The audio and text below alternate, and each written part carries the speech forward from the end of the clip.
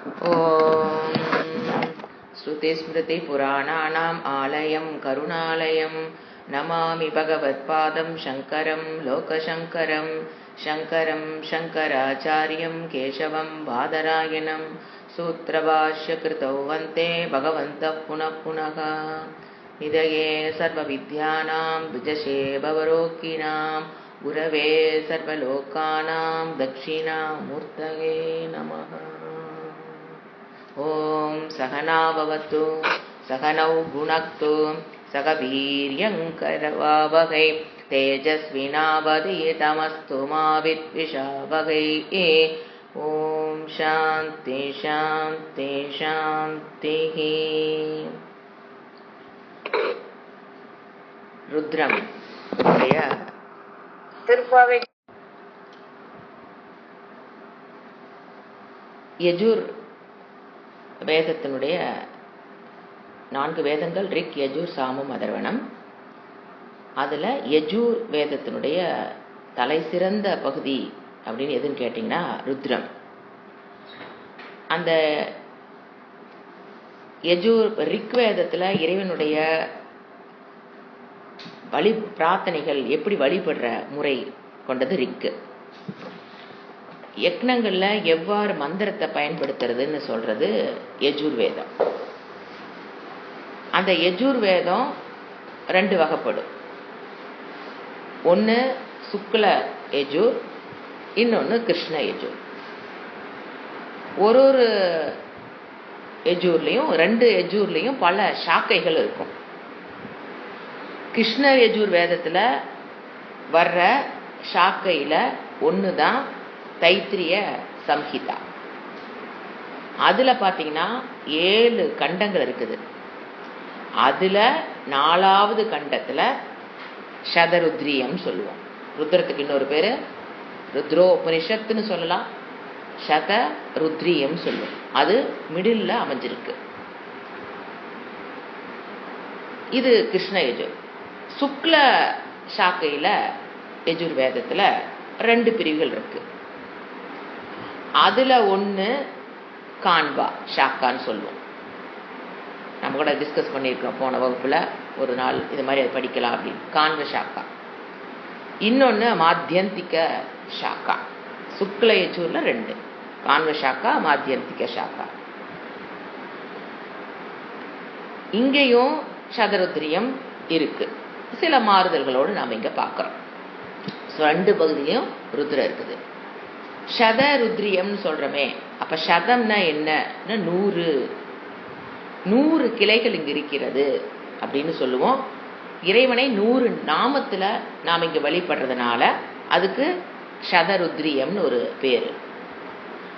ருத்ரோ உபனிஷத்து அப்படிங்கிற பேரு ஏன் வருது அப்படின்னு பார்த்தீங்கன்னா, உபனிஷத்தில் சொல்லப்பட்ட கருத்துகள் இங்கேயும் சொல்லப்படுறதுனால, அதே விளக்கம் வேதாந்த விளக்கங்கள் இங்கு வர்றதுனால இதுக்கு ஒரு, எப்படி கணபதி அதோட சீஷோ உபனிஷத்துன்னு சொல்ற பார்த்தீங்களா, அதே மாதிரி ருத்ரோ உபனிஷத்து இது ஒரு வகையான ஒரு உபனிஷத்து.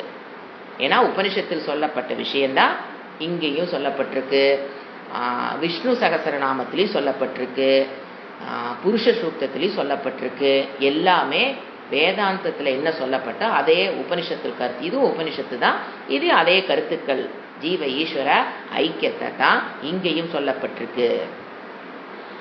இதை கத்துக்கிட்டவங்க, ருத்ரத்தை கத்துக்கிட்டவங்க ஆவர்த்தி செய்யணும். ஆவர்த்தினா தினம் சொல்லணும்னு அர்த்தம். அதான் படிச்சுட்டு கத்துக்கிட்டு வச்சறதில்ல, ஆவர்த்தி பண்ணணும். அந்த மாதிரி ஆவர்த்தி பண்றவங்க லோக பிராப்தி கிடைக்கும், இகலோக பிராப்தி. இந்த உலகத்துல லௌகீக விஷயத்துல என்னென்ன கேட்கிறோமோ அதுவும் கிடைக்கும். இறந்ததுக்கு அப்புறம் பிரம்மலோகம் போகணும், அந்த லோக பிராப்தி அதுவும் இதனுடைய இது கிடைக்கும். ஒரு வேதாந்திக் ஸ்டூடெண்ட் இதை பண்ணும்போது அந்த கரண சுத்தியை கொடுக்கக்கூடியது ருத்ர பாராயணம். அப்ப அந்த கரண சுத்தி கிடைக்குதுன்னு போது உங்களுக்கு எல்லாமே குரு பிராப்தி. அந்த கரண சுத்தி வேணும்னா குரு பிராப்தி, சாஸ்திர பிராப்தி, ஞான பிராப்தி, ஞான நிஷ்ட பிராப்தி எல்லாத்தையும் கொடுக்கக்கூடிய சக்தி படைத்தது இந்த ருத்ரம். சுவாமிஜி அடிக்கடி சொல்லுவார், அதாவது ஒரு செடி இருக்கு அப்படின்னா எப்படி அது வேருக்கு தண்ணி ஊற்றும் போது அது எப்படி வந்து கிளைகளுக்கும் இலைகளுக்கும் கிளைகளுக்கும் பூக்களுக்கும் காய்களுக்கும் அது அப்படியே போய் சேருதோ, நாம் தண்ணி ஊத்துற இடம் வேறு. அதை போல ருத்ர சாண்டிங்கிறது இட் வில் ரீச் ஆல் தேவதாஸ். இவங்களுக்கு தான் ருத்ரம் படிக்கணுங்கிறது கிடையாது. எந்த கோயிலில் எந்த தேவதைக்கு அபிஷேகம் நடக்கும்போது ருத்ரம் பண்ணுறதுங்கிறது விசேஷம். அது மாதிரி எல்லா தேவதைகளுக்கும் சொல்லக்கூடிய ஒன்று. இது வந்து புத்தி சக்தி, புத்தியையும் கொடுக்கக்கூடியது, முக்தியையும் கொடுக்கக்கூடியதுன்னு சொல்லுவாங்க. ருத்ர பாராயணம் புத்தி சக்தி பிளஸ் முக்தி. அப்போ அதனால தான் நம்ம என்ன பண்ணுறோம், ஈக்கலோக்க பரலோக்க பிராப்தி. அடுத்தது அது எப்படி கொடுக்குது அந்த பிராப்தியை? அந்த கரண சுத்த பிராப்தி, ஞான பிராப்தி, ஞான நிஷ்ட பிராப்தி, குரு பிராப்தி, சாஸ்திர பிராப்தி, சாஸ்திர அனுகிரக பிராப்தி, குரு அனுகிரக பிராப்தி, இப்படி எல்லாமே சொல்லுவாங்க. இதெல்லாம் எப்படி கிடைக்குது அப்படின்னா பாப்பக்ஷயம் பண்ணும். ருத்ரம் நீங்கள் சேன் பண்ணுறீங்க அப்படின்னா நீங்கள் வந்து அக்னியினால் செஞ்ச பாப்பமோ அல்லது வாயுனால செஞ்ச பாப்பமோ எதா இருந்தாலுமே அந்த பாப்பத்தை இது க்ஷயம் பண்ணுது, சுத்தம் பண்ணுகிறது. சுத்தம் பண்ணுறதுனா நம்மளுடைய பிராரப்தத்தில் இருக்கிற பாப்பத்தை இது சுத்தம் பண்ணுது. பிரம்மஹஸ்தி அத்தி தோஷமாக இருந்தாலும் கூட அவன் இதை விடுபடுவான். அது சொல்லும்போது பின்னால் வரும். தங்கத்தை திருடினால் வருகிற தோஷம் ருத்ர சாண்டிங்கில் போகும். சுராபானம் அருந்தியதால் வருகிற தோஷத்திலிருந்து அவன் விடுபடுகிறான். இது வந்து வியஷ்டியா நம்ம பார்க்குறோம். தனிப்பட்டவனுக்கு ஏற்படுகிற பலன். சமஷ்டியாக பியூட்டிஃபுல்லான பலனை கொடுக்கக்கூடியது ருத்ர பாராயணம். அது ஒரு சமஷ்டியா உட்கார்ந்து சொல்லும் போது அதனுடைய பாராயணம் அபிருதமானது. அது கிராமமாக இருந்தாலும் சரி, நீங்கள் ஒரு நகரத்தில் உட்காந்து சொன்னாலும் சரி, எங்கே உட்கார்ந்து ருத்ர சேன் பண்ணுறோமோ அங்கு தண்ணீர் பஞ்சம் ஏற்படாது, மழை இல்லாமல் போகாது, வியாதிகள் நெருங்காது. இந்த மாதிரி பலன்கள் நமக்கு கிடைக்குது. இந்த மாதிரி வியஷ்டியாகவும் சொல்றவங்களுக்கும் அந்த குடும்பத்துக்கும் பயன் தரக்கூடியது. சமஷ்டியிலையும் இது அபிரிதமான சமுதாயத்திற்கு ஒரு உலக மக்களுக்கு இது நன்மையை தரக்கூடியது. இப்போ நான் சொன்ன சதருத்ரியம்ங்கிறது எதனால் வந்தது? 100 நாமங்களை கொண்டது. அந்த ஒரு நாமமாக நாம் விளக்கங்கள் பார்க்க போகிறோம். உபனிஷத்துனே பேர் வந்தது, அதுவும் பார்த்தோம். அது உபனிஷத்து இது வேதாந்த கருத்துக்களை சொல்லுது. அது எல்லா மற்ற உபனிஷத்துக்கெல்லாம் எதை விளக்குதோ அதையே தான் இது விளக்குது. ஆனால் இது வந்து 2 கர்மகாண்டத்திலையும் ஹோமத்துக்கு இதை பயன்படுத்துகிறோம். ஞான காண்டத்தில் இருக்கவும் நாம் இது விசாரத்துக்கு எடுத்துக்கிறோம். அவங்க வந்து அதை வாச்சிக்கமாக மானசமாக ருத்ர பாராயணம் பண்ணுவாங்க. கர்மகாண்டத்தில் இருக்கவங்க வாச்சிக்க பாராயணம் சத்தமாக சொல்றது, மானசம்னா அது மனப்பாடம் பண்ணி மனசுக்குள்ளேயே சொல்றது. அது அதீத பலனை கொடுக்கக்கூடியது. இது கர்மகாண்டிங்க. அதில் ஹோமம் பண்ணுறாங்க. இது மாதிரி ஜபம் பண்ணலாம். ருத்ரத்தை வச்சு ஹோமம் பண்ணுறோம், ருத்ரத்தில் வச்சு ஜபம் பண்ணுறோம், ருத்ரம் சொல்லி அபிஷேகம் பண்ணுறோம். இது வந்து வேதாந்திக் ஸ்டூடெண்ட்டு நாம் அதனோட என்ன பார்க்க போகிறோம், அதனுடைய மீனிங், அர்த்தம், சப்தம் அங்கே யூஸ் ஆகுது கர்மகாண்டத்தில். இங்கே நாம் எதை பார்க்க போகிறோம்? அர்த்தம். அங்கே சப்த ஞானத்தை வச்சு கர்மகாண்டத்தில் அதை பயன்படுத்துகிறாங்க. ஹோமத்துக்கு சரி, ஜபத்துக்கு சரி, பாராயணத்துக்கு சரி. இங்கே வந்து சப்தம், அதனுடைய அர்த்தம். சப்தத்தை பிடிச்சிட்டு அது சப்தத்தை சொல்லி கொடுத்துட்டு அதுக்கப்புறம் எங்கே வர வேதாந்தியில் அர்த்தம். அப்போ தான் அது புரியும் நமக்கு. ஏன் வேதாந்திக் ஸ்டூடெண்ட் எடுக்கணும்? அது ஒரு உபனிஷத்து. அதனால நம்ம அதனுடைய அர்த்தம் நாம் பார்க்குறோம். எப்படி சகஸ்ரநாமம் எல்லாம் உங்களுக்கு வந்து அதுக்கு ஆதாரமே இதுதான் ஃபர்ஸ்ட் வந்த 100 நாமங்களை கொண்டது. இதை வச்சு பேஸ் பண்ணி எழுதுறது தான் எல்லா சகஸ்ரநாமமே. இங்கே 100, அங்கே எல்லாம் சகஸ்ரம், அவ்வளோதான் தேவை. அதுக்கு ஆதாரம் சகஸ்ரநாமம்னு ஒன்று வந்ததற்கு ஆதாரம் என்னன்னு கேட்டிங்கன்னா அதாவது வேத மந்திரத்தை வச்சு தானே சொல்கிறோம். அதுதானே ஆதாரம். இந்த சகஸ்ரநாமம் அத்தனைக்கும் ஆதாரம் ருத்ரம். ஏன்னா இங்கே தான் 100 நாமங்களை கொண்டு எப்படி விஷ்ணு சகஸ்ரநாமம் எப்படி அதே வேதாந்தம் இதில் பார்க்கலாம். ஒரு விஷ்ணு சகஸ்ரநாமத்தில் ஒரு நாமமும் ஒரு வேதாந்தனுடைய கருத்தை வெளிப்படுத்தி கொண்டு தான் இருக்குது. அது மாதிரி ஒரு சகஸ்ரநாமமும் ஆதாரம். இதுதான் என்ன சொல்லலாம், காரணமாக எல்லா மற்ற சகஸ்ரநாமத்துக்கு இது காரணமாக. அப்புறம் இதனுடைய ஸ்பெஷல் என்னன்னு பார்த்தீங்கன்னா, இங்கே நமசிவாய அப்படிங்கிற மூல மந்திரம் ருத்ரத்தில் தான் இருக்குது. நமசிவாயங்கிற மந்திரம் சிவபெருமானுடைய 100 நாமங்கள், 100 நமக்கம். அது மாதிரி நமக்கம்ங்கிற வரும் 2 பிரிவாக பிரிஞ்சிருக்கும். 11 அணுவாகம் நமக்கம், 11 அணுவாகம் சமக்கம், நாம் இது பாராயணம் பண்ணும்போது எப்படி பாராயணம் பண்ணுறது அப்படிங்கிறத நம்ம பார்த்துருக்கோம். அதாவது ஃபுல் நமக்கத்தை ஒரு தடவை சொல்லிட்டு 11வது சமக்கத்தை சொல்லி முடிக்கிறதும் ஒரு விதமாக முடிக்கலாம். முறை என்னன்னா ஃபுல் நமக்கம் ஃபுல் சமக்கம் சொல்கிறது தான் முறை. அது காலத்தினுடைய கட்டாயம் படிக்க முடியலிங் போது என்ன பண்ணலாம், நீங்கள் ஒரு வேண்டுதல் ஒரு வேண்டுதல் வச்சு நம்ம படிக்கிறோம் அப்படின்னா 11 தடவை நான் ருத்ரம் படிக்கிறேன் இன்னைக்கு அப்படின்னு நீங்கள் ப்ரேயர் வச்சுருந்தீங்கன்னா 11 தடவை எதை சொன்னால் போதும், நமக்கத்தை சொன்னால் போதும். சமக்கம் கடைசியாக ஒரு தடவை சொன்னால் போதும். அந்த மாதிரி சொல்கிறதுல பல விதமான நம்ம முன்னோர்கள் பலவித மெத்தடில் பண்ணி கொடுத்துருக்காங்க. இதில் நமகம் அப்படின்னா என்ன நமக்கு தெரியும், சரணடைகின்றேன்னு அர்த்தம். சரணாகதினா வேதாந்திக் ஸ்டூடெண்ட்டுக்கு தெரியும், நம்ம புத்தியை இறைவனிடம் சரண்டர், அகங்காரத்தை இறைவனிடம் சரண்டர் பண்ணுறதுக்கு பேர் தான் நமகா. அதுதான் இங்கே நமகம். அதனால இதுக்கு பேர் நமக்கம்னு பேர். அங்கே சமக்கம்ங்கிற பேர் வரும். அடுத்த பாதி 11 அணுவாகம் நமக்கம், 11 அணுவாகம் சமக்கம் நம்ம அர்த்தம். இப்போ இதை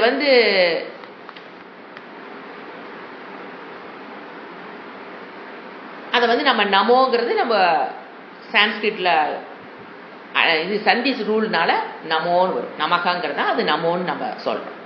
அடுத்த பாயிண்ட்டு நமக்கு என்ன சொன்ன உபனிஷத்துக்கும் போது இங்கே ஜீவ ஈஸ்வர ஐக்கியத்தை நம்ம இங்கே பார்க்க போகிறோம். அதை நீங்கள் சேன் பண்ண ஃபஸ்ட்டு உங்களுக்கு அந்த தர்மத்துக்கு உட்பட்டான வாழ்க்கைக்கு வரணுங்கிற ஒரு வழியை ஏற்படுத்தி கொடுக்கும் ருத்ர பாராயணம். அதுக்கப்புறம் அந்த கரணை சுத்தியை கொடுக்கும். அதுக்கப்புறம் அந்த சாஸ்திர பிராப்தி, குரு பிராப்தி, அனுகிரகம் எல்லாமே கிடைச்சி ஞான நிஷ்டிக்கு இது வழிவகுக்கிறதுனால நம்ம என்ன பண்ணுறோம், ருத்ர பாராயணத்தினுடைய ஃபஸ்ட்டு சப்தத்தை பார்த்தோம். இப்போ அர்த்தத்தை நம்ம பார்க்குறோம்.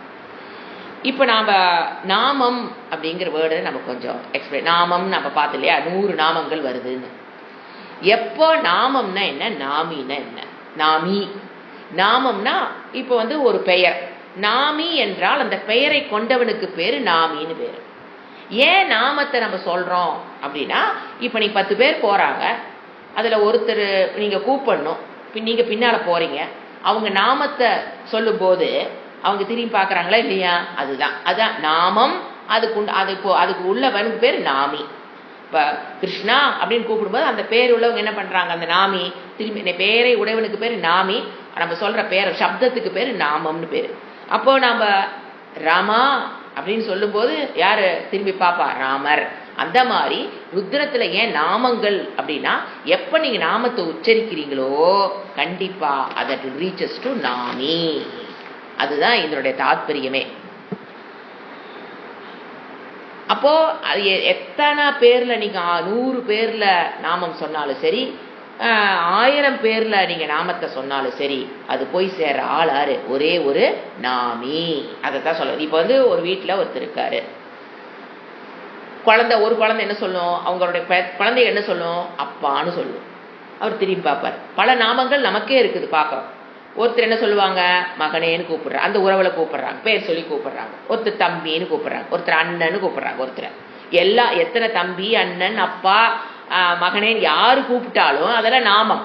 அது போய் சேர இடம் யாரு, ஒரே ஒரு ஆள். அதை போலதான் இத்தனை நாமங்களும் போய் சேரக்கூடிய இடம் ஈஸ்வரகா.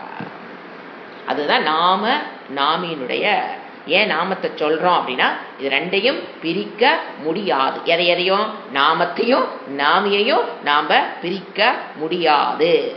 That are all not separate from பிரம்ம, ஈஸ்வர பிரம்ம தத்துவம் அப்படிங்கிறத நாம் இதில் புரிஞ்சுக்கிறோம். அடுத்தது நான் என்ன சொன்னேன், சமக்கம். அடுத்தது நாமங்கிறது நமக்கம். 11 அணுவாகங்கள் நமக்கு இருக்கு தெரியும். அடுத்தது சமக்கம். சமக்கத்தில் சாங்கிறதும் மாங்கிற எழுத்தும் அதிகமாக வரும். சஞ்சமே அயச்சமே அந்த மா. அப்போ அந்த சாவும் மாவும் அதிகமாக வர்றதுனால அதுக்கு என்ன பேரு, சமக்கம் அப்படின்னு அது ஏன் அதுக்கு பேர் நான் சொல்றேன்.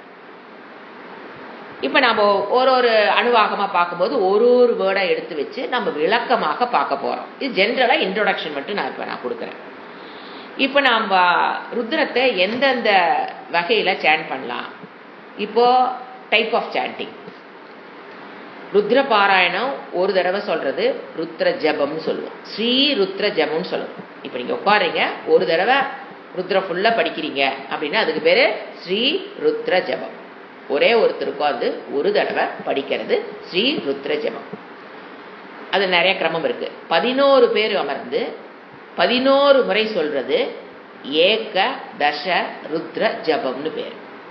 11 பேர் 11 முறை சொல்றது ஒரு இடத்துல அமர்ந்து கண்டினியூஸா, அதுக்கு பேர் ஏகாதச ருத்ர ஜபம் பேர். இன்னொரு கிரமம் இருக்கு. 121 பேர் உட்கார்ந்து 11 முறை சொல்வது மகா ருத்ர ஜபம்னு பேர். 121 பேரு 11 முறை ஒரு நாள் சொல்றதுக்கு பேரு மகாருத்ர ஜபம். இன்னொன்னு இருக்கு, 121 பேரு 11 முறை 11 நாட்களுக்கு தொடர்ந்து சொல்வதுதான் அதிருத்ர ஜபம். இதுதான் மெத்தட். இதுல நம்ம பார்த்துற சம்ஹிதா மெத்தட்ல சொல்லலாம், கிரம பாடமா சொல்றோம், கணமா சொல்லலாம். இது சம்ஹிதா பாடம் தான் நாம கத்துக்கிட்டது. அதுவே என்னென்ன மெத்தட்ல சொல்லலாம், கிரமமா சொல்லலாம், ஜடா சொல்ற விதங்கள் வேற வேறையா இருக்கும். ஜடா அப்படின்னு ஒரு மெத்தடு, அப்புறம் கணம் அது அல்டிமேட். அந்த மாதிரி வகையிலேயே நாம் இதை சேட் பண்றோம். இப்ப நாம சொல்றது சம்ஹிதாவைத்தான் ஒரு நாள் படிச்சா அது ஸ்ரீருத்ர ஜபம், 11 பேர் 11 பேரை படிச்சா ஏகாதச ருத்ர ஜபம், 121 பேர் 11 முறை படிச்சாங்கன்னா மகாருத்ர ஜபம், 121 பேர் 11 முறை 11 நாட்கள் சொன்னா அதிருத்ர ஜபம். இது கிரமம். அதெல்லாம் இன்னொன்னு என்ன சொன்னேன் நானு, அது சம்ஹிதா, கிரமம், ஜடா, கணம் அப்படிங்கறதெல்லாம் அந்த ருத்ரத்தை சேன் பண்ற மற்றொரு விதங்கள். இது நீங்க ஒன்னொன்னா நம்ம கத்துக்கிட்டு வரலாம். நிறைய நம்ம சம்ஹிதா நிறைய பேர் படிச்சிருக்கோம், கிரமம் நிறைய பேர் படிச்சிருக்கோம். ஜடாங்கிறது அதிகமா பிராக்டிஸ்ல இல்ல, கணம்ங்கிறது நம்ம என்ன கத்துக்கணும், அது எப்படி கணம்ங்கிற மெத்தட்ல எப்படி சொல்றது அப்படிங்கிறது. இப்ப நம்ம ருத்ரத்தினுடைய அமைப்பு பாத்தீங்கன்னா ஃபர்ஸ்ட் என்ன இருக்கும், ஒரு எந்த ஒரு சாண்டிங்கா இருந்தாலும் ஃபர்ஸ்ட் ஞாசக, அப்புறம் என்ன அமைச்சிருக்கு தியானம். ஃபர்ஸ்ட் எடுத்தோன்னு என்ன இருக்கு ஆரம்பிக்கிற இடம். இதுக்கு பாஷ்யம் யார் யார் எழுதியிருக்காங்கன்னு பார்த்துட்டு நம்ம இதுக்குள்ள வரலாம். மெயின் உரைகள். இப்போ நம்ம இதுக்கு மீனிங் எடுக்கிறோம் அப்படின்னா நம்ம சொந்தமாலாம் சொல்றது இல்லை, ஆச்சாரியர்கள் உரை எழுதியிருக்காங்க, பாஷ்யம் எழுதியிருக்காங்க. அதில் சாயணாச்சாரியார் அவரோட பாஷ்யம் தான் மெயின் முக்கியமாக இருக்குது. அடுத்தது அபினவ சங்கராச்சாரியார் அவர் எழுதியிருக்கார், அபினவ் சங்கராச்சாரிய உரை இருக்கு. அப்புறம் அதிகமாக ஃபாலோ பண்ணது பட்ட பாஸ்கரர் அவருடைய உரையும் இருக்கு. அடுத்தது விஷ்ணு சூரி அப்படிங்கிற உரையும் நமக்கு அச்சில் இப்போ நிறைய இருக்கு. சாயணாச்சாரியாரோட பாஷ்யம் இருக்கு, அபினவ் சங்கராச்சாரியுடைய பாஷ்யம் இருக்கு, பட்ட பாஸ்கருடைய பாஷ்யம் இருக்கு, விஷ்ணு சூரி அப்படிங்கிற உரையும் நம்ம இருக்கு. அதுல எல்லாத்துலேயும் ஒரு முக்கியமான உங்க கருத்துக்களை மட்டும்தான் நம்ம எடுத்து நாம இப்ப பார்க்க போறோம்.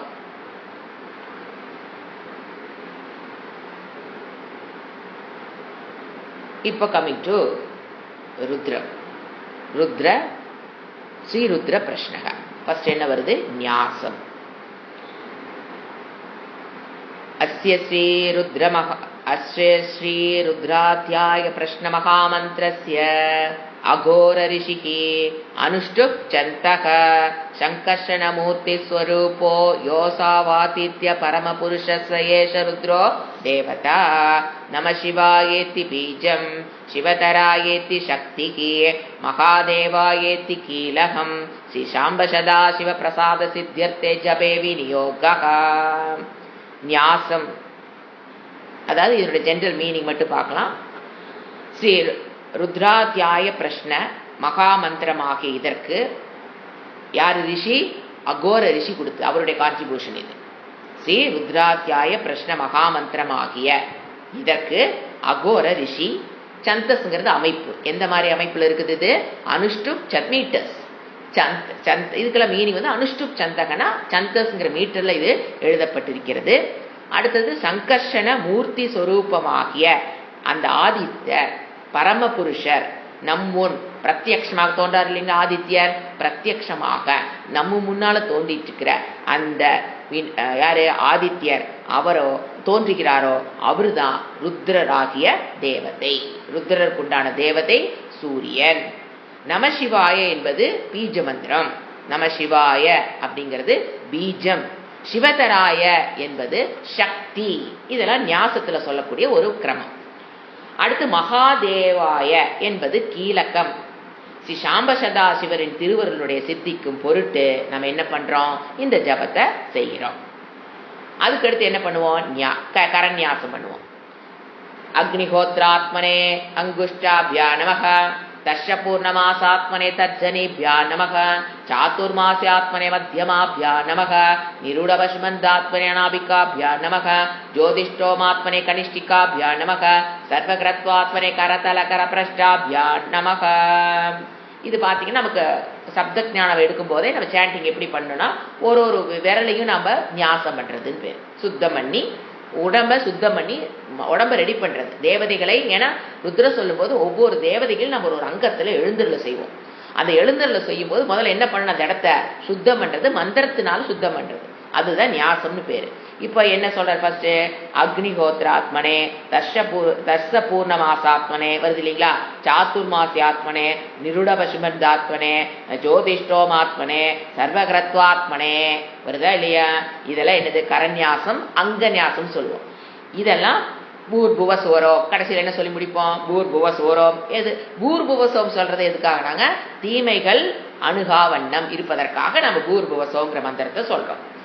இப்போ இந்த அக்னிஹோத்ராத்மம், தர்சமூஷம், சாதுர்மாசம், பசுபந்தம், ஜோதிஷ்டம் என்பது எல்லாம் ருத்ரத்தினுடைய ஹிருதய முதலிய அங்கங்களாக ஞாசம் செய்யப்படுவதால் இந்த கர்மாக்கள் எல்லாம் உண்டாக்கும் பயன்கள் ருத்ர ஜபத்தில் அடங்கும்.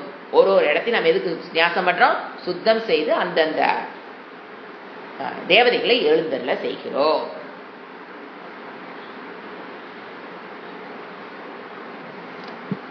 அடுத்தது தியானம். ஞாசங்கிறது ஒரு கிரமம், சுத்தம் பண்றதுக்காக நம்ம இந்த மந்திரத்தை சொல்லி அந்த இடத்த சுத்தம் பண்றோம். ஹிருதயாய ஏவம் ஹிருதயாய ஞாசக பூர்புவ சுவரோ விதி திக்பந்தக. தீமைகள் அணுகாமல் இருக்கும் வண்ணம் இந்த பூர்புவச மந்திரத்தை சொல்லி என்ன பண்றோம், நம்ம ரெடி பண்றோம். ருத்ரம் சொல்றதுக்கு முன்னால நம்ம உடம்ப ரெடி பண்றது ஞாசம். அடுத்தது அவரை தியானம் பண்றோம். ஆபாதால நபஸ்தலாந்த புவன பிரம்மாண்டமாவிஸ்புரத்து ஜோதிஸ்பாடிகலிங்க மௌலி விலசத் பூர்ணேந்து வாந்தாமிருதைகி அஸ்தோகாப்ளுதமேகமீஷமனிஷம் ருத்ரானுவாகாஞ்சபன்னே தியாயே தீப்சித சித்தயே திருவபதம் விப்ரோபிஷிஞ்சே சிவம். இதனுடைய இதுக்கெல்லாம் ஜென்ரல் மீனிங் மட்டும் பார்த்தா போதும். பின்னால வர ஓம் நமோ பகவத்திலிருந்து ஒரு ஒரு வேர்டை பார்க்க போறோம். இதனுடைய இது என்னன்னு கேட்டீங்கன்னா, ஆபாத்தாளன்னு என்ன, பாதாளம் முதல் 7 உலகம் டவுன்ல கீழே என்னது, பாத்தாளம்.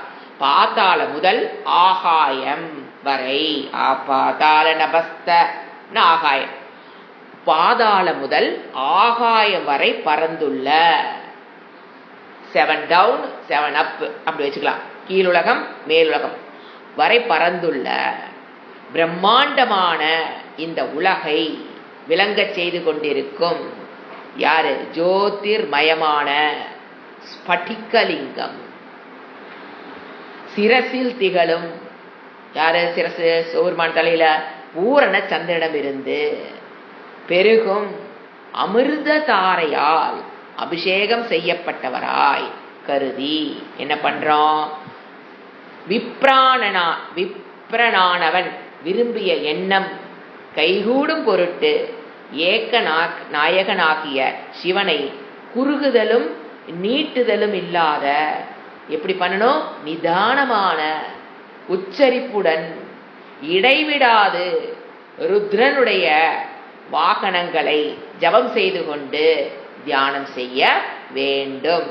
இதுதான் ஆபாத்தாள நபஸ்தலாந்தனுடைய மீனிங்.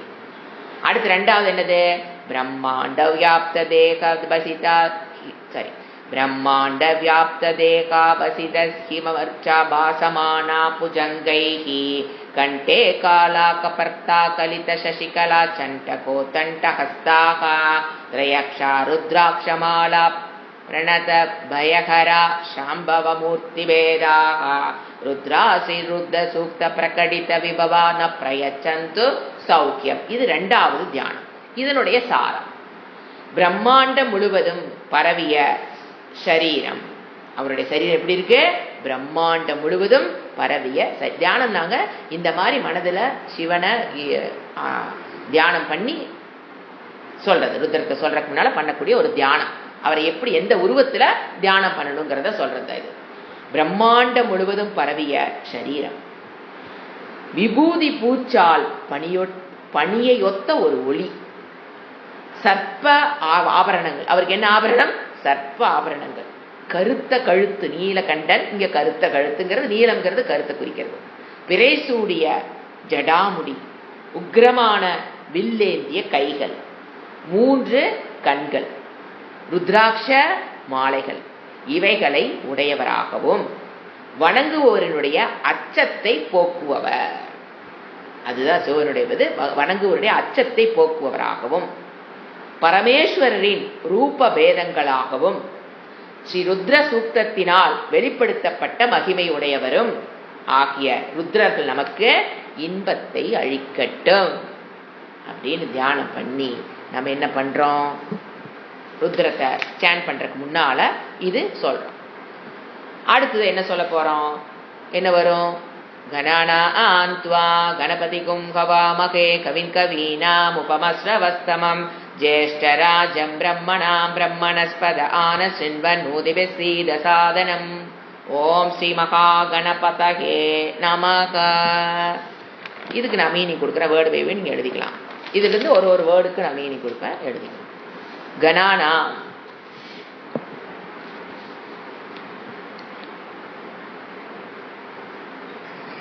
கணங்களுக்கெல்லாம்,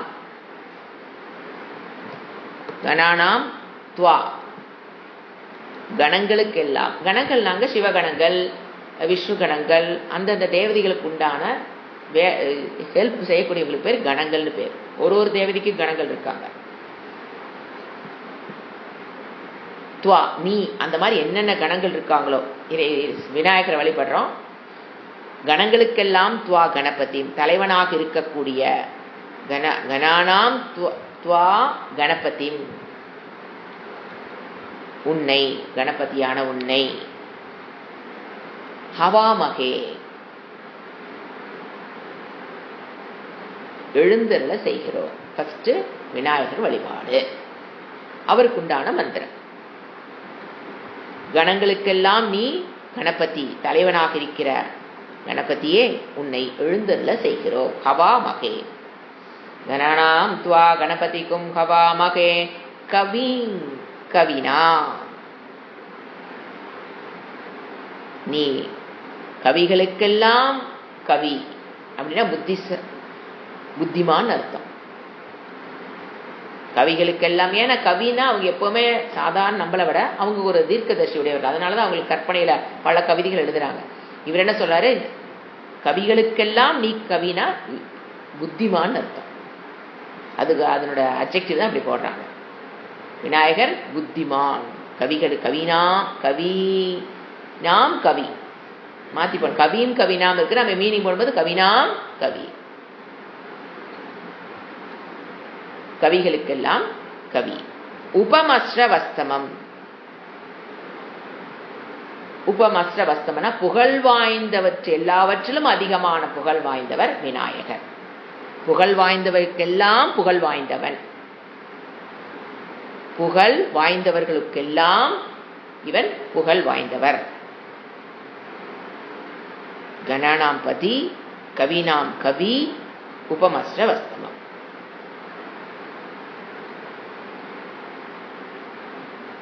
ஜேஷ்டராஜம் பிரம்மணா.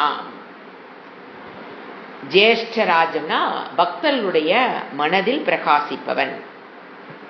ஜேஷ்டராஜம் பக்தர்களுடைய மனதில் பிரகாசிப்பவர். பிரம்மணாம் பிரம்மத்தை அறிந்தவர்கள் சிறந்தவர். கவிஞாம் கவின்னு சொல்லும் போதே அதே அர்த்தம் தான் இங்கேயும். இங்க பிரம்மத்தை, அங்க புத்திமான், இங்க பிரம்மத்தை, பிரம்மணாம் பிரம்மத்தை அறிந்தவர்கள் சிறப்புடையவர். எத்தனையோ பேர் பிரம்மத்தை அறிஞ்சிருக்கோம், அதில் இவர் சிறப்புடையவர் விநாயகர். அப்படிப்பட்ட விநாயகரை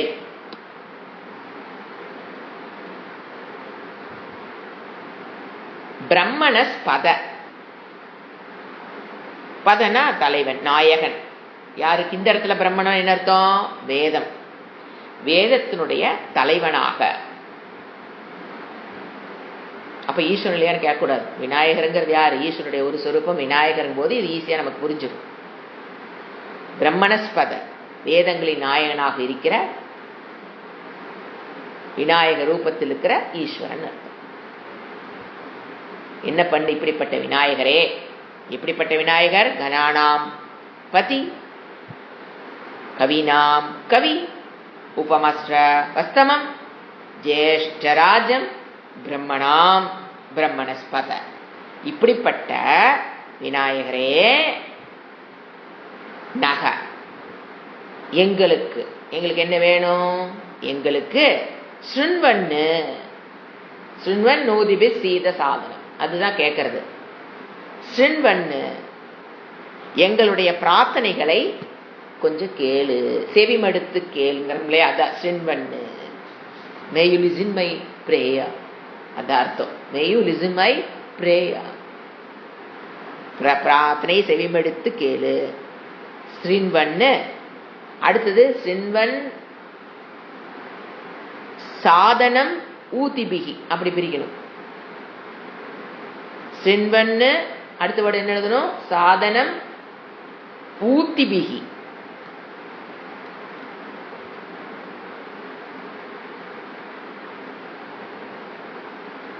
அப்புறம் தான் ஆசீத, அந்த லைன் அப்படி பிரிக்கணும்.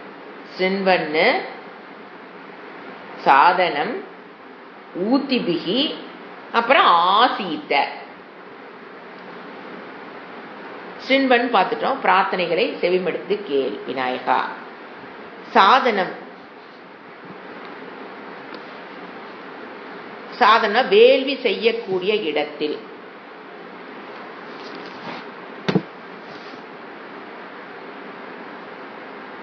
அதாவது என்னது? இங்க வேள்வி செய்யற இடம் எது? மனம், எங்களுடைய இதய குகையில் அர்த்தம். நம்ம எங்க என்ன வேள்வி செய்யற இடம் எது? விநாயகருக்கு உண்டான வேள்வி ஹோமம் எங்க பண்றோம்? மனதில். வேள்வி செய்யக்கூடிய இடம், அதாவது எங்களுடைய இதய குகையில் எழுந்தருளி.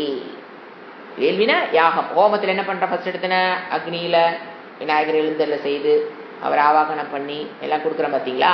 இப்ப எங்க நான் எழுந்தருள செய்யறேன்? விநாயகரை என் மனதில் ஆவாகனம் பண்ணி எழுந்தருள செய்து. அப்ப வேள்வி செய்யற இடம், ஹோமம் நடக்கிற இடம் மனம். அதுல எழுதுற தேவதை விநாயகர். அங்க நான் வழிபாடு செய்யறேன்.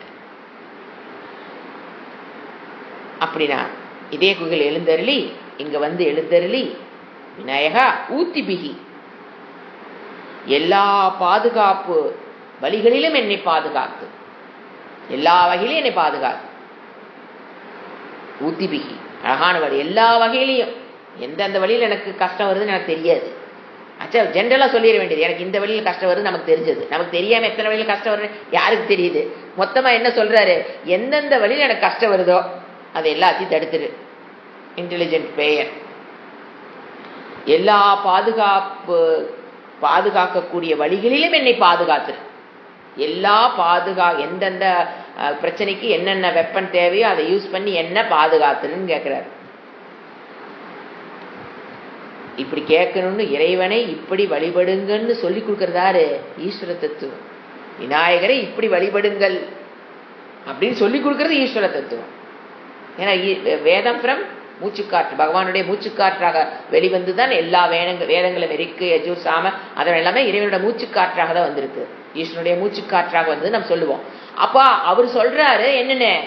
விநாயகர்கிட்ட இப்படி ப்ரே பண்ணுங்க, சாண்டிங் இப்படி பண்ணுங்க, இப்படி கேளுங்க. அதனாலதான் மந்திரங்கள் அவ்வளவு சக்தி படைத்தது. மந்திரங்களுக்கு மயங்காத தேவதைகள் இந்த உலகத்தில் இருக்க முடியாது. ஏன்னா அவரை படைச்சவங்களே சொல்லும் போது அதான் மந்திரத்தினுடைய சக்தின்னு பேர். ஆசீத்த வந்து அமர்வாயாக. சீத்துல மேயுபி சீட் உட்காருங்கன்னு அர்த்தம். ஆசீத்தன்னு இங்க வந்து அமர்வாயாக.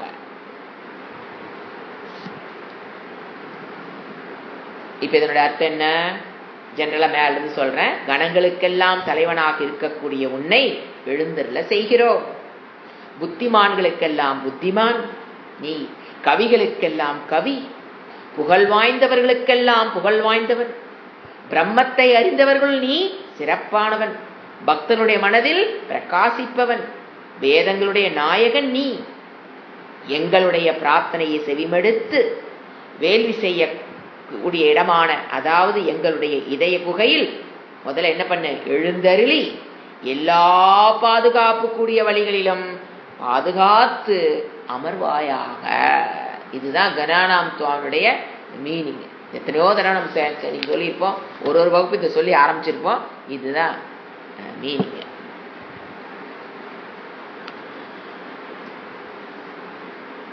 இப்ப நம்ம என்ன புரிஞ்சுக்கணும் அப்படின்னா, மெயினா ஒரு வேதாந்திக் ஸ்டூடெண்ட், கணபதி என்பவர் ஒரு தனிப்பட்ட தேவதையாக பார்க்காமல் எப்படி பார்க்க தெரியணும், ஈஸ்வரனுடைய ஒரு ரூபமாக, விக்னங்களை களைகிற ரூபமாக ஈஸ்வரன் வழிபடும் போது அவருக்கு பேர் விநாயகர். சந்தனாக வழிபடக்கூடிய பிரம்மனை, ஈஸ்வர தத்துவத்தை வழிபடும் போது அவருக்கு பேர் முருகன். இந்த மாதிரி முதல்ல புரிஞ்சுக்கணும். அப்போ இங்க பிரம்மா எப்படி எப்படி நம்ம வழிபடுறோம், பிரம்மாஜி ஹிரண்ய கர்ப்பனாக, பிரம்மாஜியாக, சிருஷ்டிகர்த்தாவாக இருக்கும்போது அவருக்கு பேர் என்ன, அந்த ஈஸ்வரனுக்கு பேரு பிரம்மாஜி.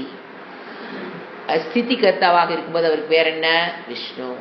லயகர்த்தாவாக இருக்கும்போது அவருக்கு பேர் என்ன, சிவன். ஒரே ஈஸ்வர தத்துவம் அந்தந்த ரூபத்தில் நம்ம வழிபட்டு கொண்டிருக்கிறோம். நம்மளை பொறுத்த வரைக்கும் ஒரே தேவதா. அப்போ விநாயகர் தான் உலக படைச்சாருன்னு நம்ம சொல்லும்போது அப்ப என்ன உடனே என்ன டவுட் வந்துடும், ஏங்க முருகர் படிக்கலையா, முருகர் வழிபடுறாங்க என்ன சொல்றாங்க, ஏங்க முருகர் தான் உலகத்தை படைச்சாரு, ஐயோ விநாயகர் தான் படைச்சாரு, ரெண்டே எடுத்துக்கிறோம். ஏன் ரெண்டு பேர் யாரை தவிர்த்து, அந்த படைத்து கடவுளான ஈஸ்வரனை தவிர்த்து வேறல்ல. இப்போ இங்க ஹவா மகே அப்படிங்கிற வார்த்தை வருது பாத்தீங்களா, எழுந்தருள செய்தல். அப்போ இங்க பிரார்த்தனை என்பது நம்மளுடைய அந்தக்கரண சுத்திக்காக ஒரு வேதாந்திக் ஸ்டூடெண்ட் சொல்றது. ஹவாமகைங்கிறது அந்தக்கரண சுத்திக்காக பிரார்த்தனை செய்யும் ஒரு முமுக்ஷனுடைய பிரார்த்தனையாக இது நம்ம புரிஞ்சுக்கணும். ஏன்னா இது வேதாந்திக் வியூல எதை பார்க்கிறோம், கணநாம் தோவோட மீனிங். ஹவாமகைனா எழுந்தருள செய்தல். அப்போ எங்க எழுந்தருள போய் கேட்கிறோம், மனதில். ஏன் மனதில் எழுந்தருள சொல்றோம், அந்தக்கரண அந்தக்கரணம் என்ன, அந்த அந்தக்கரண சுத்தி நம்மிடம் எதற்காக அந்தக்கரண சுத்தி வேணும்னு கேட்டீங்கன்னா, நம்ம கிட்ட என்னதான் சக்தி இருந்தாலும், என்னதான் பணம் சொத்து எத்தனை இருக்கட்டும், ஒரு சமயத்தில் நம்ம எதை ஃபீல் பண்ணுவோம் தெரியுங்களா, ஹெல்ப்லெஸ்னஸ். இது என்ன பண்றேன்னு தெரியலையே இறைவா அப்படிங்கிற சூழலை எல்லா லெவல் இருக்கவங்களுக்கு வரும். எனவே அந்த சர்வஜ்ஞகனாக யார் இருக்கா, ஈஸ்வரன். அவனிடம் என்ன பண்றோம், பிரார்த்தனை செய்கிறோம். யாரு, அல்பஜ்ஞகனாக இருக்கிற அந்த ஜீவன் யாரை வேண்டித்தான் ஆகணும், தனக்கு ஹெல்ப் வேணும், யாரைத்தான் போய் கேட்கணும், சர்வஜ்ஞகனாக எல்லாவற்றையும் அறிந்தவனாக இருக்கிற ஈஸ்வரனிடம் நம்ம என்ன கேட்கிறோம், பிரார்த்தனை செய்கிறோம், பரமேஸ்வரனிடம் வேண்டுகிறோம், உதவி கேட்கிறோம். சோ அதனால அல்பஜ்ஞகனாக நாம் இருக்கிற நாம் யார் அப்ரிஷியேட் பண்றோம், சர்வஜ்ஞகனாக இருக்கிற ஈஸ்வரனை அப்ரிஷியேட் செய்கிறோம். Seeking help is a intelligent way of living. இது நிறைய பேத்துக்கு புரியுறது இல்லை. ஏன் அதெல்லாம் நானே பண்ணிடுவேன், எதுக்கு பிரேயர் எல்லாம், அதெல்லாம் நானே பண்ணிடுவேன், எனக்கே தெரியும். Seeking help from that Sarvajnaha is the intelligent way of living. ஏன்னா நமக்கு அல்பக்ஞகா, நமக்கு எப்ப அடிக்கடி எந்த விஷயத்துக்கு போனாலும் ஏதோ ஒரு விஷயம் நமக்கு என்ன வந்துருது, ஹெல்ப்லெஸ்னஸ் வருது. அப்ப அதை முழுமையாக, அந்த அறிவை முழுமையாக உடைய நாம அல்பக்ஞகா, அவர் சர்வஜ்ஞகா. ஈஸ்வரனிடம் பிரார்த்தனை எந்த ரூபத்தில் வேணாலும் வைக்கலாம். விநாயகரை வைங்க, முருகரா வைங்க, லக்ஷ்மியா வைங்க, சரஸ்வதி, எதை அதுக்கு வைங்க, யாரு அதெல்லாம் தப்பே கிடையாது. But the intelligent way of living என்னது, seeking help from the சர்வஜ்ஞ. அது வேர்டு மாத்திக்கிட்டே இருக்கேன், சர்வஜ்ஞக. நான் யாரு, அல்பஜ்ஞக. இப்ப நீங்க பணம் வேணும்னு வச்சுக்கலாம், போய் யார்கிட்டயே போய் பணம் கேட்பீங்க, கைமாத்த ஒரு 5000 கொடு. யாருக்கிட்ட 5000 இருக்கோ அவங்ககிட்ட தான் நீங்க போய் கேட்க முடியும்.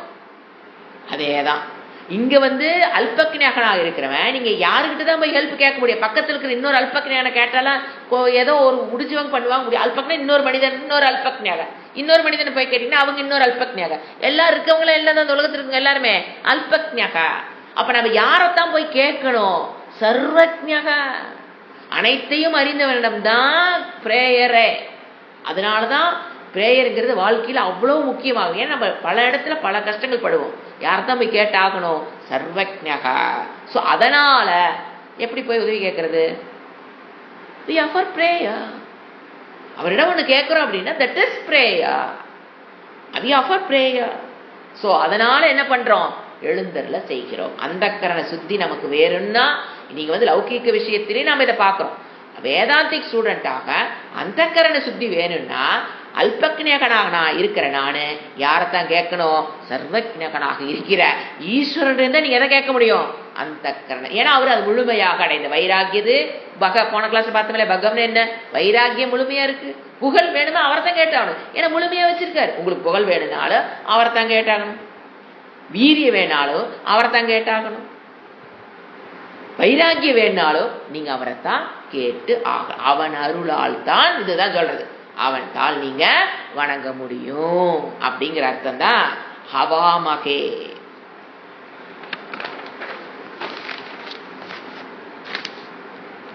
அப்புறம் அடுத்தது எப்படிப்பட்ட கணபதி அவர்?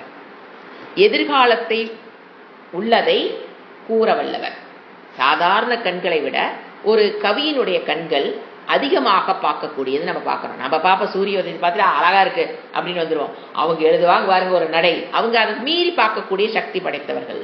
நம்ம சூரியனுடைய உதயத்தை பார்க்கிறோம். ஆனா கவியானவன் என்ன பண்றான்? அதை மறுபடியும் வர்ணிக்கக்கூடிய சக்தி, அதாவது அதிகமாக காணும் சக்தி படைத்தவன் யாரு? கவி. அந்த இருக்கிற கவியிலெல்லாம் யார் அவரு? பெரிய கவி, புத்திமான். பகவானை தவிர்த்து வேறு யாரும் கவி அவர் எல்லா கவிகள் விட அதிகமான சக்தி படைத்த கவி. அதனாலதான் கவின்னு சொல்றோம். ஏன் அவரு கவி? இறந்த காலம், நிகழ்காலம், எதிர்காலம், 3 காலத்தையும் அறியக்கூடிய கவி. அதனால அவர் புத்திமான். கவிகளுக்கெல்லாம் கவி. கவிஞரிடம் உள்ள திறமை பிரகாசிப்பது என்பது யாரை சார்ந்தது? ஒரு கவிஞர் ஒரு திறமை பார்க்குறீங்க, அந்த திறமை யாரை சார்ந்தது? அந்த பகவானை சார்ந்தது. தலைவனுக்கெல்லாம் தலைவன். ஏன்? காரணம் என்று தனக்கென்று காரண ரகிதக, பிறப்பற்றவன்.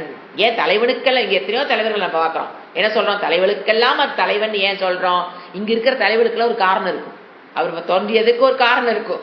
ஆனா இந்த தலைவனுக்கு, ஈஸ்வரனுக்கு என்ன கிடையாது? காரணம் கிடையாது. பிரம்ம தத்துவத்துக்கு அதற்கென்று ஒரு காரணம் இல்லாதது அஜக.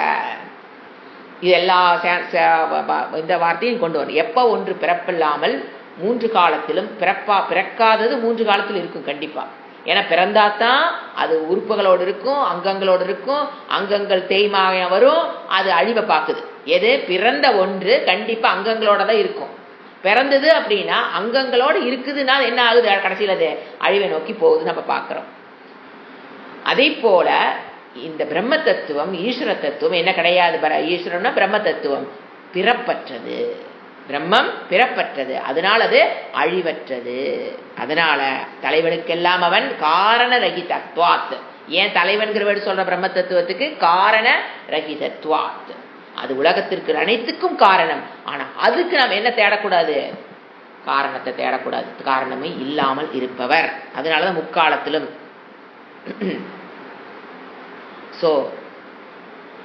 ஒரு மனிதனிடம் வெளிப்படுகிற எந்த திறமையாக இருந்தாலும் அது அவருக்கு சொந்தமானது. அதுதான் பாயிண்ட். ஏன்னா எத்தனையோ திறமைகள் நம்ம பார்க்குறோம். அவர் 4 கவியினே ஒரு உதாரணத்துக்கு ஒரு கவின்னு ஒரு திறமையை எடுத்து வச்சு அவர் பாராட்டுறார்.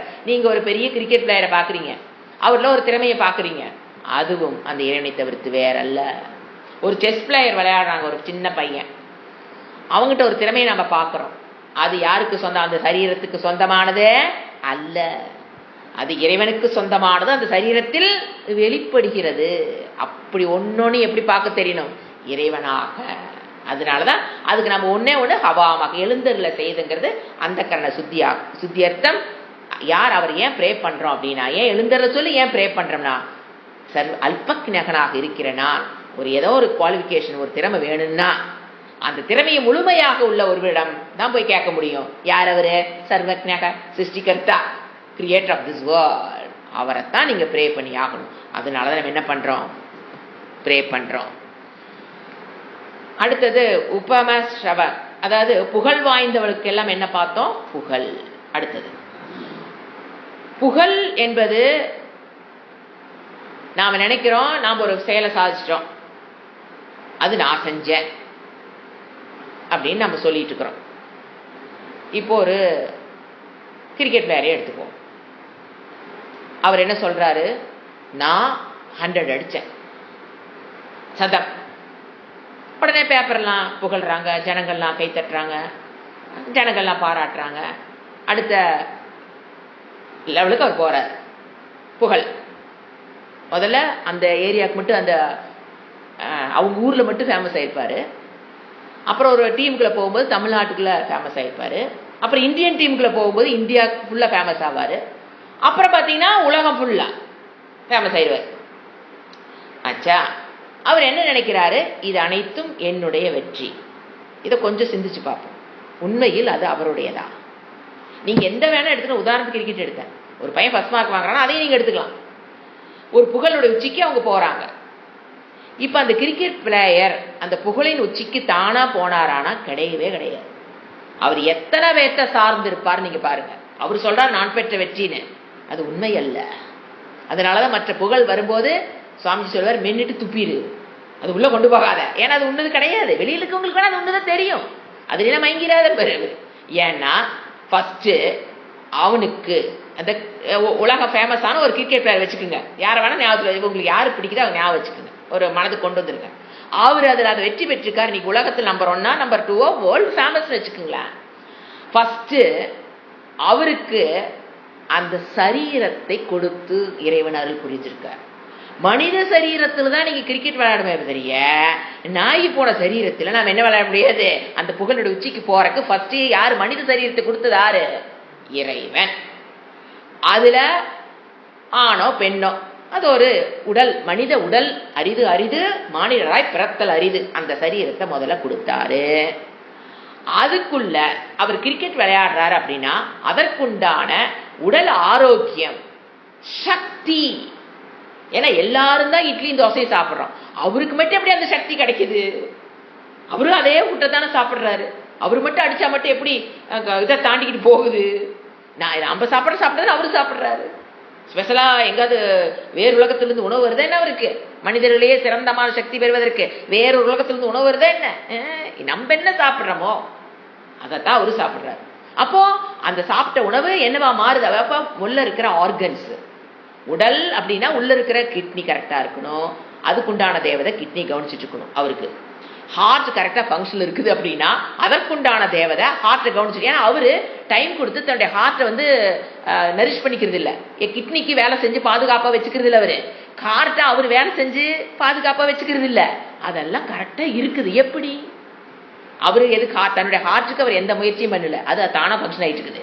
அவருடைய லங்ஸ் பிரீத் அது தானா நடைபெற்று இருக்குது. அவர் எந்த ஃபங்க்ஷன், அது அவர் உட்கார்ந்து லங்ஸ் வேலை செய்யறதுக்கு எந்த முயற்சியும் செய்யலை. அவர் ஓட்டது 2 இட்லி 2 தோசை உள்ள போட்டுட்டு இருக்காரு, அது வேலை ஓடிக்கிட்டு இருக்குது. ஆச்சா, அவருடைய கிட்னி, அவருடைய ஸ்டமக், அவருடைய ஹேண்ட்ஸ், அந்த புஜம் பலம் சொல்ற பார்த்தீங்களா, அது உங்களுக்கு அதிகமா இருக்கும். கை ஷோல்டர் கைக்கும் பலம், அதனாலதான் அடிக்கிறாங்க. ஸோ அந்த கண்ணு ஃபங்க்ஷன் ஒரு தேவதை பார்த்துட்டு இருக்காங்க. காது ஃபங்க்ஷன் அது ஒரு தேவதை கவனிச்சுட்டு இருக்கிறாங்க. அந்த இடத்துல அந்த அதிதேவதா பிரத்யேக தேவதா அந்த இடத்துல இருந்து அவரை கவனிச்சுட்டு இருக்கிறாங்க. நாக்கு அது ஒருத்தர், மூக்கு அது ஒருத்தர். ஸோ அஸ்வினி குமாரர்கள் படிக்கிற மாதிரி எல்லாத்துக்கும் ஒவ்வொரு அங்கத்தையும் யாரு பார்த்துக்கிட்டு இருக்கிறா? அந்த தேவதைகள். இதையெல்லாம் தேவதைகள்லாம் பார்க்க வச்சதாரு?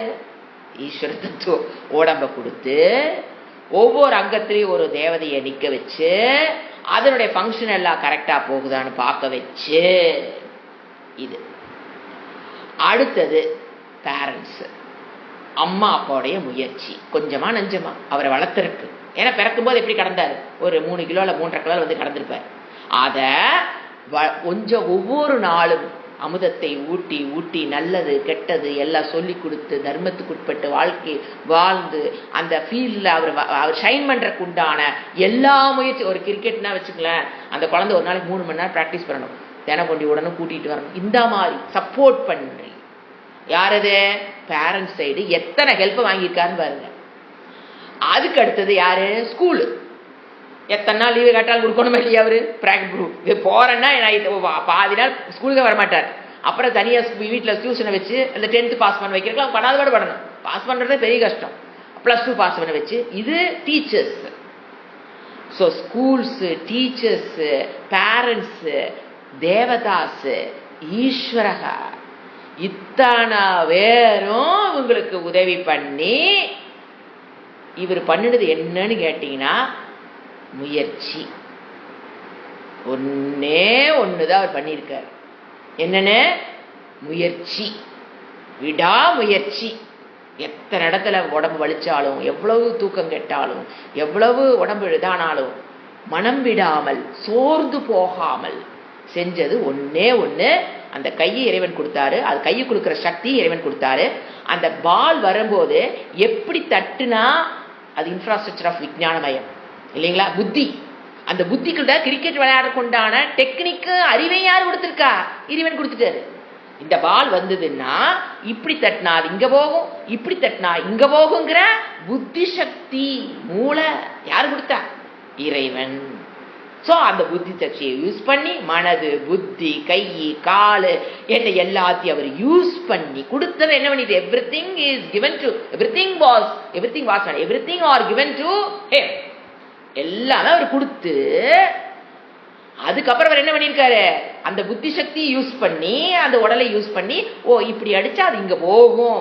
அப்புறம் பாருங்க அந்த கிரிக்கெட் விளையாடினா the gravitational force play a very important role. Gravitation ஃபோர்ஸே லீட் வச்சுக்குங்க. Can he play the cricket? சிந்திச்சு பார்க்கணும் இதெல்லாம் லைஃப்ல. Can he play cricket? Gravitation ஃபோர்ஸே லீட் வச்சுக்குங்க. எப்படி கிரிக்கெட் விளையாடுவாங்க? தட்டினாலும் அங்கதான் நிற்கும். இந்த இதுல விண்வெளி காலத்துல போறாங்களா, தண்ணி குடிக்கிறாங்க பாருங்க, பறந்துக்கிட்டு எங்கேயும் ஒரு வாக்கு நிக்க முடியாது. அந்த மாதிரி இருந்தா எப்படிங்க கிரிக்கெட் அதுக்கு போய் கிரிக்கெட் விளையாட முடியுமா என்ன? ஸோ அந்த கிராவிட்டி இது வந்து நான் சொன்ன இவ்வளவு நேரம் எஸ்டி. இனி சமஸ்யா பாருங்க. அந்த ஒரு பிளே கிரவுண்டு, அவ்வளோ பெரிய பிளே கிரவுண்டு, அந்த கிரிக்கெட் விளையாடுறதுக்கு அந்த இது ரெடி பண்றாங்க பாருங்க, அந்த இடம் எல்லாம் யார் ரெடி பண்ணி வச்சிருக்கா? அந்த கிரிக்கெட் கவர்மெண்ட்டோ ஒரு பிரைவேட்டோ அவங்க அந்த கிரிக்கெட் கிரவுண்டை கட்டி அந்த இடத்துல வச்சு மகனை வாசாமி அப்படி வர சொல்லி அப்புறம் அந்த கிரிக்கெட் விளையாடு. அப்புறம் பால் தயாரிக்கிறவன் அவனுடைய பால் தயாரிக்கிறவன் மண்டையை குறைஞ்சி எப்படி பால் தயாரிச்சிருக்கணும்? அந்த பேட்டருக்கு பாருங்க, அதை ஒருத்தன் தயாரிச்சு கொடுத்து இவனுக்கு கையில கொடுத்தா சாமின்னு வச்சுக்கணும் கொடுத்து, பாலை கொடுத்து இந்தா சாமி வச்சுக்கணும் கையில கொடுத்து, இத்தனாவே வேலை செஞ்சிருக்காங்க. அப்ப இவர் என்ன பண்ணாரு? தட்டுனாரு. அச்சா, ஆனா அந்த கிரிக்கெட் பிளேயர் என்ன நினைக்கிறாரு? நான் செஞ்சேன், நான் வெற்றி பெற்றவன், நான் தான் இதுக்கு காரணம், 100% இதுக்கு நான் தான் காரணம் நினைச்சாருன்னா அவராட்டு ஒரு முட்டாளு இந்த உலகத்துல யாருங்க. அவர் maybe big player of the வேர்ல்டா இருக்கலாம், ஆனா அவராட்ட முட்டாளு இந்த உலகத்துல யாரு? ஏன்னா இதே தெரியலையே. இத்தனை புஷ்அப், பேக்கப், இத்தனை சொல்லுங்கள பேக்கப், இத்தனை பேக்கப் இருந்து அவர் வந்து தட்டுறார், முயற்சி பண்ணார், அது மட்டும்தான் அவருக்கு. சோ இந்த இடத்துல கர்வம்ங்கிறதுக்கு வேலையே கிடையாது. கர்வம்ங்கிறது ஒரு இதைத்தான் என்ன சொல்ற தேவதை அதிதே ஒரு, ஏன்னா இது வரப்போகுது பிரம்மனே ஒரு இடத்துல யாரை நம்ம வாழ்த்துறோம் பிரம்ம இது சொல்லும் போது இந்த இடத்துல இந்த தேவதை திஷ்டத்து திஷ்டத்து திஷ்டத்து திஷ்டத்து திஷ்டத்து ருத்ரத்துல சொல்றமா இல்லையா? வாட் யூ மீன் பை திஷ்டத்து திஷ்டத்து? எந்தெந்த இடத்துல எந்தெந்த தேவதைகள் எழுந்தருள் இருக்கிறார்களோ அவர்கள் எனக்கு அருள் புரியட்டும். இது வந்துங்க கிரிக்கெட் பிளேயருக்கு என்னைக்காச்சும் அவர் கிராட்டிடியூட் பண்ணி, ஏன்னா அவரு ருத்ரம் படிச்சு இந்த மீனிங் தெரிஞ்சு வேதாந்தத்துக்குள்ள வந்திருந்தா அவருக்கு என்ன தெரியும்? டெய்லி அவர் என்ன பண்ணுவாரு? எனக்கு இந்த வேர்ல்டு ஃபேமஸ் ஆகிறதுக்கு காரணமாக இருந்த இந்த லங்ஸில் எழுந்துள்ள தேவதையே உன்னை நமஸ்கரிக்கிறேன். That is feeling of expression of gratitude. அவர் கிராட்டிடியூட் பண்றாரோ இல்லையோ அந்த தேவதை அவங்களுக்கு சக்தி கொடுத்துட்டு தான் இருக்கிறாங்க. ஏங்க எல்லா பிளேயரும் உட்கார்ந்து கிராட்டிடியூடா பண்ணிட்டு இருக்காங்க. பிரம்மனே திஷ்டத்தோ, வாயு திஷ்டத்தோ, அக்னி திஷ்டத்தோ இப்படி சொல்லிட்டு அவங்க நமஸ்காரம் பண்ணினாலும் நமஸ்காரம் பண்ணலினாலும் நீங்க உங்களோட எக்ஸ்பிரஷன் கிராட்டிடியூட வெளிப்படுத்தினாலும் வெளிப்படுத்தலினாலும் தேவதைகள் என்ன பண்ணிட்டு தான் இருக்காங்க? அவருக்கு அருள் புரிந்து கொண்டுதான் இருக்கிறார்கள். அப்ப கேள்வி வரும், அப்புறம் எதுக்கு நம்ம அவர் வலுத்தலினால அவர் தான் எல்லாம் செஞ்சு கொடுக்குறாங்களா தேவதைகளா? நாம எதுக்கு போய் அவரை போய் நன்றி சொல்லிக்கிட்டு? என் நன்றி கொன்றார்க்கும் உய்கொண்டாம் உய்வில்லை செய் நன்றி கொன்ற மகற்கு. அது தெரியணும். அந்த அவ்வளவு நமக்கு பண்ணிட்டு இருக்கவங்களுக்கு நம்ம என்ன பண்ணணும்? Feeling of expression of gratitude is important. இல்லைன்னா நன்றி நன்றி என்ன சொல்ல, நன்றி கெட்டவங்க சொல்லுங்களா? நாம எல்லாம் நன்றி கெட்டவங்க தான். நம்ம வெளியே யூஸ்வலா சொல்லுவோம், சரியா நன்றி கெட்டவன் ஏதாவது செஞ்சு நினைச்சு பார்க்கறானா சொல்றோமா இல்லையா? நாம நன்றி கெட்டவங்களா இருக்கலாமா? எப்போ இந்த தேவதைகளுக்கெல்லாம் நீங்க வலுத்துலையோ, நீங்க அவங்களுக்கு எக்ஸ்பிரஷன் ஆஃப் கிராட்டிடியூட் பண்ணலையோ, அப்ப நாமெல்லாம் என்னதான் நன்றி கெட்டவர்கள் தான். இப்ப யோசனை பண்ணுங்க, ருத்ர பாராயணம் எவ்வளவு அதிமுக்கியம். என்ன சொல்றோம்? திஷ்டத்து திஷ்டத்து திஷ்டது. அது எல்லா தேவதைகளும் என்ன பண்றோம்? உடலில் எழுந்து. அதனாலதான் ருத்ர பாராயணம் நம்ம பெரிய ஒரு பாராயணத்திலே ரொம்ப சிறப்புங்கும் போது ருத்ரன் ஏன் எல்லாரும் நான் ருத்ர சொல்றது ஒரு பெருமை. ருத்ர சொன்னா ஒரு பெருமைக்காகவோ எனக்கு தெரியுங்க சொல்றதுக்காகவோ கத்துக்கிறது இல்ல. நன்றி நன்றி கொள்ளாம இருக்கிறதுதான் என்ன படிக்கிறோம்? நம்ம ருத்ரத்தை படிக்கிறோம்னு புரிஞ்சுக்கணும். அப்பதான் எல்லா சாண்டிங் வச்சுக்கலாம். ருத்ரம்ங்கிறது இல்லை. நீங்க துர்கா சுத்த சொல்றோம், துர்கையை வலுத்துறோம். ஏன்னா அவங்க எத்தனை இடத்துல நமக்கு உதவி பண்ணிட்டு இருக்காங்க. சரஸ்வதி சூக்த சொல்றோம், ஏன் அவங்கள வலுத்துறோம்? ஏன் expression of love and affection towards நன்றி கடன். அனுகிரகம் பண்ணவங்களுக்கு என்ன பண்ணணும்? நன்றி சொல்றது. அதுக்காகத்தான் எது பண்றோம்? எந்த பாராயணம் இருந்தாலும் சரிங்க, நாட் ஒன்லி ருத்ரம். ஸோ இப்போ என்ன தெரியுது? பாராயணம் என்பது நமக்கு ஒரு பொருள் வேணும்னு கேட்டதுங்கிறது ஒரு லெவல். எனக்கு இது வேணும், இதை பாராயணம் பண்றேன், தப்பு கிடையாது. அது ஒரு லெவல் ஆஃப் அண்டர்ஸ்டாண்டிங். பாராயணம்ங்கிறது வாழ்க்கையில நான் பண்ணியே ஆகணுங்கிறது அடுத்த லெவல். ஏன்னா இத்தனை பேத்துக்கு என்ன பண்ணி ஆகணும்? இத்தனை பேர்த்திட்டு இருந்து நான் உலக மக்களிடமிருந்து, தேவதைகளிடமிருந்து, பேரண்ட்ஸ்ல இருந்து எல்லாத்துட்டும் எத்தனை வாங்கிட்டு இருக்கேன்? I am a big consumer. அத்தனை பேத்துக்கு என்னால கான்ட்ரிபியூட் பண்ண முடியாது. நான் யார்கிட்ட வாங்கினோ அவங்க எல்லாத்தையும் நீங்க கான்ட்ரிபியூட் போய் பண்ணிட்டு வந்துடுவீங்களா? என்ன, ஐ கேனாட் பி அ கன்ட்ரிபியூட்டர். நீங்க வெறும் கன்சியூமரா இருந்தீங்கன்னா பேலன்ஸ் என்ன ஆயிரும்? அந்த தொலாபாரத்தில் உட்காந்த மாதிரி கிருஷ்ணர் கீழே தான் இருப்பாரு. நீங்க எதை போட்டாலும் அது மேலதான் இருக்க போகுது. So to balance our life, to கன்ட்ரிபியூட்டரா இருக்கணும், கன்சியூமரா இருக்கிறோம்னா கண்டிப்பா என்ன இருக்கணும்? கான்ட்ரிபியூஷன். அப்ப அந்த இடத்துல தான் எது வருது? சாண்டிங்கிறது அவங்களுக்கு நம்ம செய்யக்கூடிய ஒரு நன்றி விசுவாசம், அதாவது expression of feeling of gratitude. இது ஒரு மனிதனும் பண்ண வேண்டிய கடமைக்குள்ள வருது. இப்ப பாத்தீங்களா, சாண்டிங்னா வேணும்னா கத்துக்கலாம், வேண்டாட்டி விட்டுறலாம். என்ன எல்லாரும் அப்படி, எனக்குலாம் டைம் இல்லைங்க, I am so responsible, I don't have any sanding time. இங்க போறோம், நன்றி கெட்ட தன்மைக்குள்ள போயிடும். அதனாலதான் என்ன சொல்லி கொடுக்கறது? ருத்ரம் படிங்க, ஏதாவது ஒண்ணு. நீங்க இப்ப புருஷ சுத்த சொன்னாலும் சரி, எது உங்க வாழ்க்கைக்கு எது முடியுமோ சொல்லும் போது நம்ம என்ன பண்ணிடுறோம்? நன்றி கடனை செலுத்துதல் த்ரூ பாராயணம். ஓம் சாந்தி சாந்தி சாந்தி. ஹரி ஓம் ஸ்ரீ குருப்யோ நமக. ஹரி ஓம்.